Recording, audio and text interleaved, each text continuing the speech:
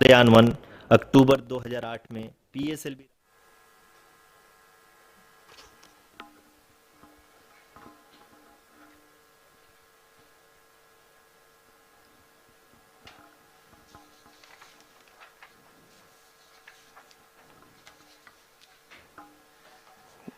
धन्यवाद आरुषि।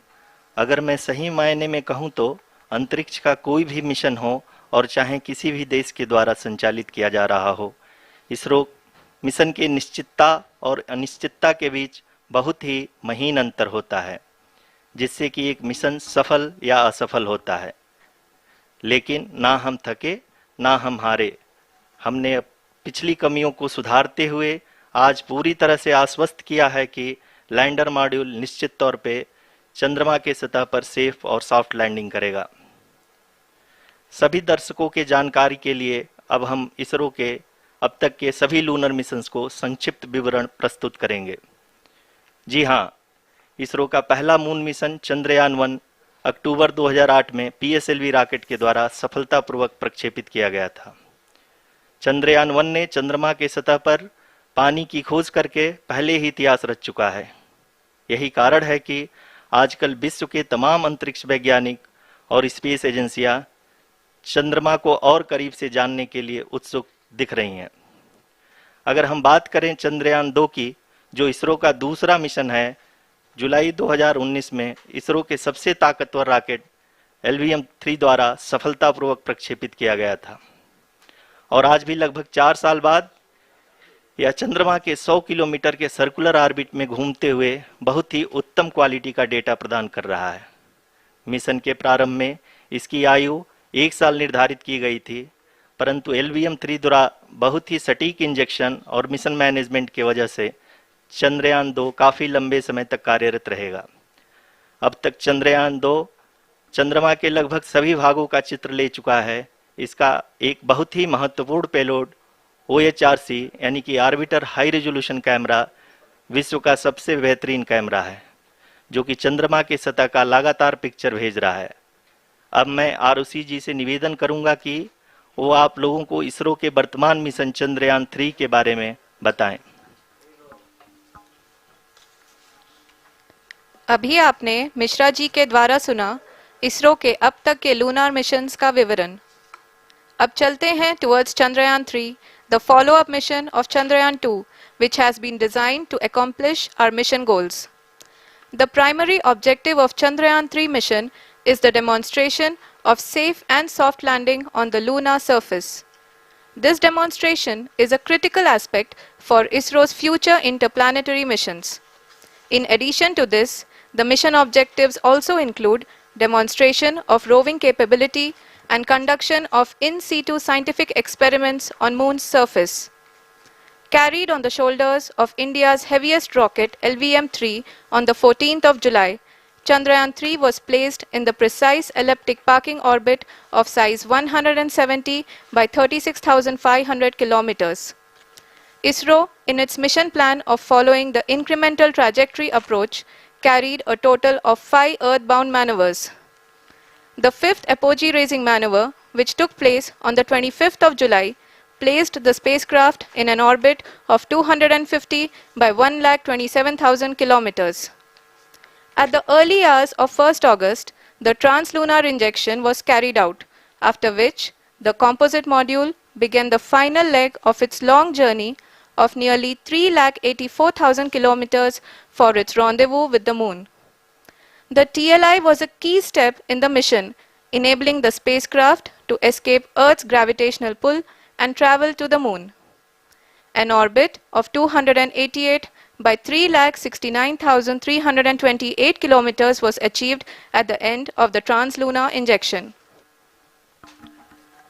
जी हाँ, translunar injection किसी भी इंटरप्लेनेटरी मिशन के लिए बहुत ही आवश्यक परंतु कठिन ऑपरेशन होता है। इस सफल मैन्यूवर के बाद चंद्रयान-3 पृथ्वी से दूर निकलकर चंद्रमा के प्रभाव क्षेत्र में एक हाइपरबोलिक ट्रेजेक्टरी के द्वारा पहुंचाया गया। पुनः 5 अगस्त 2023 को लूनर ऑर्बिट इंसर्शन के द्वारा चंद्रयान-3 को 160 किलोमीटर के पेरिलून और 18,000 किलोमीटर के अपोलून के साथ चंद्रमा के इलिप्टिकल ऑर्बिट में स्थापित कर दिया गया। TLI के तरह LOI भी एक बहुत जटिल ऑपरेशन होता है। इसमें हमें यह ध्यान देना आवश्यक होता है कि उपग्रह के वेगमान को एक निश्चित बिंदु से घटाया जा सके, अन्यथा उपग्रह चंद्रमा के प्रभाव क्षेत्र से बाहर निकल जाएगा। LOI के सफलतापूर्वक परिचालन के बाद चंद्रयान 3 की कक्षा को 4 बार और परिवर्तित किया गया। इस दौरान चंद्रमा की अधिकतम ऊंचाई को घटाकर 160 किलोमीटर कर दिया गया। इस पूरी प्रक्रिया में प्रपल्सन मॉड्यूल का लगभग 755 किलोग्राम ईंधन का उपयोग हुआ और चंद्रयान 3 के वेगमान को लगभग 850 मीटर प्रति सेकंड कम कर दिया गया। लैंडर मॉड्यूल को लगभग 150 किलोमीटर के सर्कुलर ऑर्बिट में स्थापित करने के बाद 17 अगस्त 2023 को प्रपल्सन मॉड्यूल से अलग कर दिया गया। पुनः लैंडर मॉडल के ऑर्बिट को 2 डीबूस्ट मैन्यूवर्स के द्वारा 150 किलोमीटर के सर्कुलर ऑर्बिट से घटाकर 25 गुणे 130 किलोमीटर के एलिप्टिकल ऑर्बिट में स्थापित कर दिया गया। इस दौरान यह भी सुनिश्चित कर दिया गया कि 800 न्यूटन के चारों थ्रोटेबल थ्रस्टर्स पावर डिसेंट के समय किसी भी चुनौती का सामना कर सकें। लैंडर मॉड्यूल इस ऑर्बिट में 4 दिन तक चंद्रमा की परिक्रमा करता रहा ताकि इसके सभी सबसिस्टम को पावर डिसेंट से पहले कार्यात्मक रूप से वेरीफाई और वैलिडेट किया जा सके। इस दौरान चंद्रयान 2 और लैंडर मॉड्यूल की आपस में बातचीत भी हो चुकी है। और संक्षेप में अब तक की यात्रा की बात करें तो लैंडर मॉड्यूल अब तक 21 बार पृथ्वी के और लगभग 120 बार चंद्रमा का चक्कर लगा चुका है और इस पूरी यात्रा में लगभग 55 लाख किलोमीटर की यात्रा भी पूरी कर चुका है। अब तक के इस पूरे अभियान में यह भी सुनिश्चित किया गया कि सारे ऑर्बिट मैन्यूवर्स इस प्रकार किए जाएं कि लैंडिंग साइट पावर डिसेंट की शुरुआत से ही लैंडर के ऑर्बिटल प्लेन में बना रहे।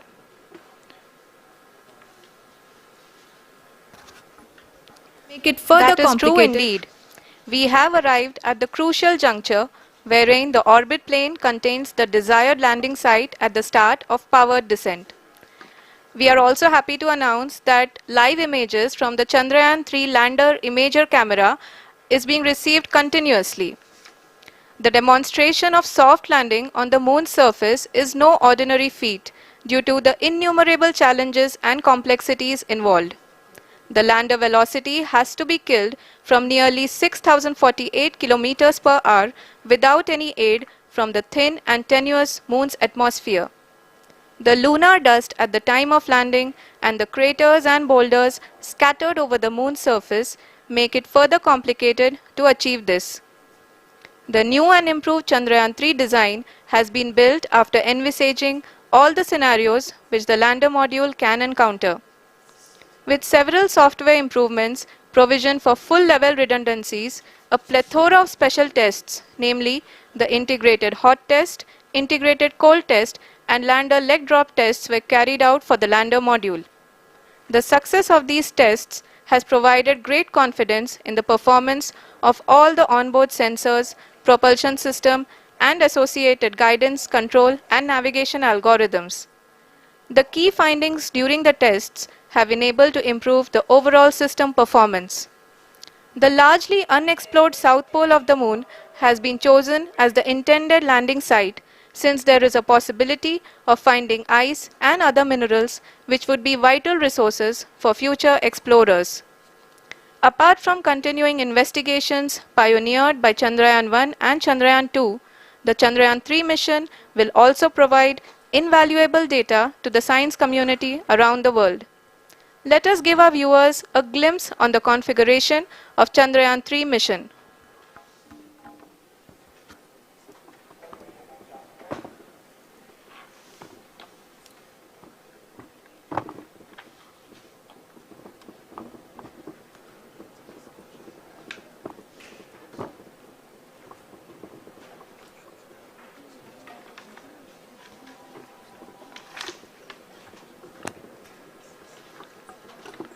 चंद्रयान 3 का मिशन प्लान लगभग चंद्रयान 2 के तरह ही बनाया गया है।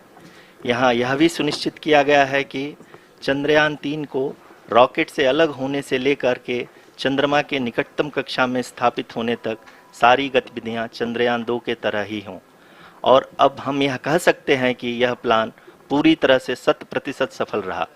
हालांकि लैंडर मॉड्यूल के सेंसर्स और propulsion सिस्टम को इस तरह से मजबूत किया गया है कि लैंडर पावर डिसेंट के समय किसी भी आपदा से बाहर आकर के मिशन के मुख्य उद्देश्य को पूरा कर सके।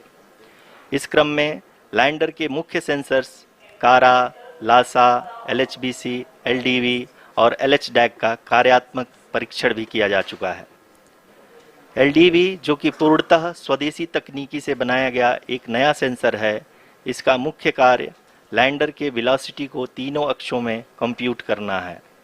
पावर डिसेंट के दौरान लैंडर के सटीक पोजीशन और वेलोसिटी का ज्ञान होना बहुत ही आवश्यक है। लिराप यानी laser inertial referencing and accelerometer package इस कार्य को पावर डिसेंट के दौरान बखूबी निभाएगा। ट्रैजेक्टरी जनरेशन जो कि चंद्रयान 3 मिशन के लिए बहुत ही अहम है, क्योंकि हर ऑर्बिट मैन्यूवर के बाद यह सुनिश्चित किया जाता है कि लैंडर की मिशन ऑब्जेक्टिव को ना बदले। इस क्रम में मैं यह भी आपको बता दूं कि ऑर्बिट डिटर्मिनेशन जो कि उपग्रह के पोजीशन और वेलोसिटी को बहुत ही एक्यूरेटली बताता है, एक बहुत ही कठिन और जटिल कंप्यूटेशन और एस्टिमेशन होता है। यहाँ यह भी जानना महत्वपूर्ण है कि चंद्रयान 2 का OHRC पेलोड अब तक काफ़ी ऊंचे स्तर का डैम प्रदान किया है, जिसके फलस्वरूप लैंडिंग साइट के सीमा को बढ़ाकर 4 × 2.4 किलोमीटर कर दिया गया है, जो कि पावर डिसेंट के दौरान सॉफ्ट लैंडिंग कराने में काफ़ी सहायक सिद्ध होगा। Apart from the sensors, Chandrayaan 3 is equipped with a suite of sophisticated payload instruments. While Chandrayaan 1 and Chandrayaan 2 orbiter have provided abundant remote sensing data of Moon, equally important are the on-site localized measurements that provide ground truths. Lander and rover have payloads which are completely new and will perform in situ analysis of lunar surface. The two spectroscopes on rover, APXS and LIBS, will actively measure the surface elemental abundances at the landing location and surrounding area. The lander carries a seismometer ILSA that can sense impact events and lunar quakes. The thermal probe CHAST will measure the temperature profile and thermal conductivity of Moon's regolith. The Rambha payload will carry out lunar ionosphere studies, while the laser retroreflector array shall be a passive location indicator for future spacecraft equipped with laser altimeter. The propulsion module has not been left behind, and an experimental shape payload has been added to it as a value addition. It will help in understanding the nature and characteristics of water-rich planets and will also aid in the future study of potentially habitable exoplanets. We are minutes away from the start of powered descent. The entire powered descent shall be carried out by the onboard autonomous landing sequencer or ALS, which is a series of instructions preloaded to the lander module. These instructions include the commands to be executed, data to be collected and analyzed, and decisions to be made and executed autonomously throughout the powered descent.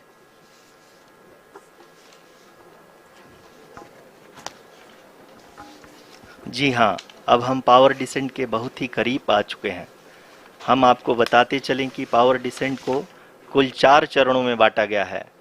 सबसे पहले आता है rough breaking phase, जिसमें lander की ऊंचाई को चंद्रमा की सतह से 30 किलोमीटर से घटाकर 7.4 किलोमीटर कर दिया जाएगा।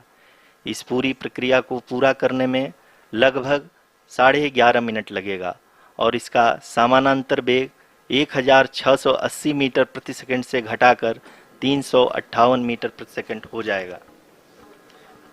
We have continuous flow of lander telemetry data from ISRO's Deep Space Network IDSN-32 located in Belalu, Bengaluru.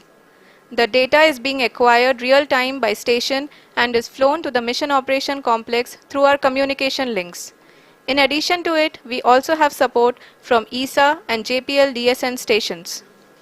There will be no ground intervention once the ALS takes charge. The preparation for today's event had started 48 hours before, wherein various pre-selections and uplinking of parameters for the autonomous landing sequence were carried out.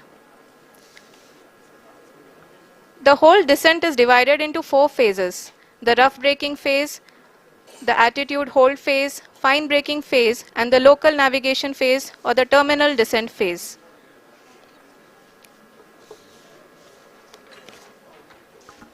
जी हाँ, attitude hold phase, जो कि power descent का दूसरा चरण है, एक बहुत ही महत्वपूर्ण फेज है। इस 10 सेकंड के स्मॉल ड्यूरेशन के दौरान लैंडर के 2 महत्वपूर्ण सेंसर कारा और लासा लैंडर की ऊंचाई की गणना करेंगे। इस फेज के पूरा होते ही लैंडर चंद्रमा के सतह से कुल 6.8 किलोमीटर की ऊंचाई पर होगा।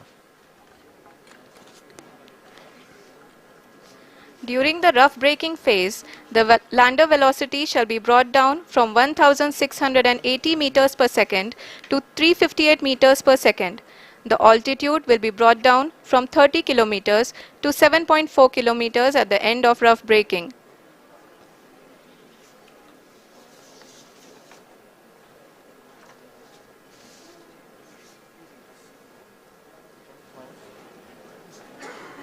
Currently, we can see the scientists are analyzing the lander data.